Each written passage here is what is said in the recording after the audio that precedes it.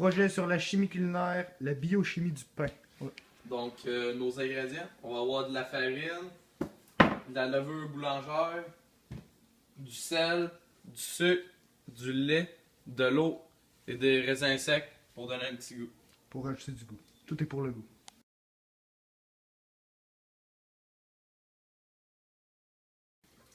Donc, là, on a mis l'eau, le lait, la levure, la farine, on brasse un peu. Pour incorporer les ingrédients afin que la levure soit humidifiée pour qu'elle puisse fermenter. Ferme la vidéo.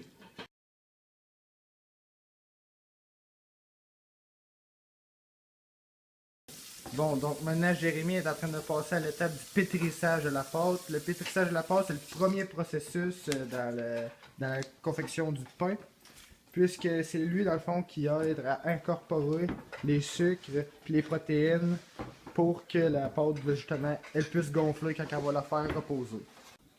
Donc, durant 10 minutes, Louis exerce une force physique pour que des liens chimiques se produisent dans la pâte.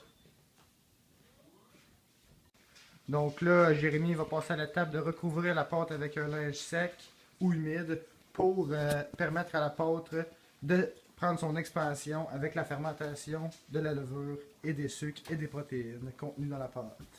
30 à 40 minutes dans un endroit chaud, environ 28 degrés Celsius. Donc, Louis va sortir la pâte du four.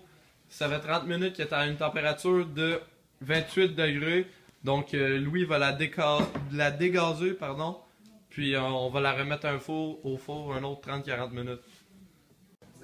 Donc là, on peut constater que la réaction s'est très bien produite, due à la production de chaleur par la pâte, à cause que les bactéries contenues dans la levure, ils vont aller, avec le sucre, se décomposer et former un gaz qui va faire gonfler la pâte.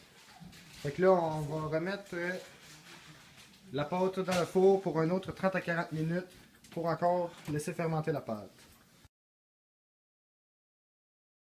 Donc, Louis va sortir le pain du four qui a été exposé à une chaleur de 28 degrés encore pendant 30 minutes. Donc, le pain, comme vous allez le constater, a pu gonfler. Donc, Louis dégonfle le pain. Donc, il le pétrit. Donc, Louis va couper en trois le pain pour ensuite le badigeonner avec de l'eau salée, puis le mettre à une température de 425 degrés au four pour que le pain caramélise et qu'il y ait une surface croûtée. On peut voir Jérémy qui procède au badigeonnage des baguettes. Par la suite, Louis procède à la scarification.